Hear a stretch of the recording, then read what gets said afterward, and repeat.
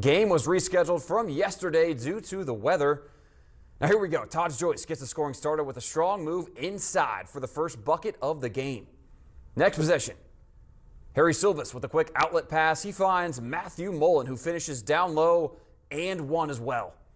After the stop, Silvas another long pass to Joyce, who steps back, and he's going to knock down the three-pointer, giving South a quick 8-0 lead. Timeout Riverside.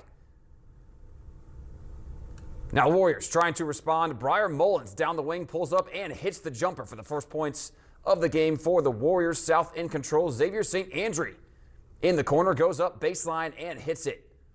Riverside pushing the ball up quickly to Josh Brock, but he is denied by Todd Joyce at the rim. Big defensive play.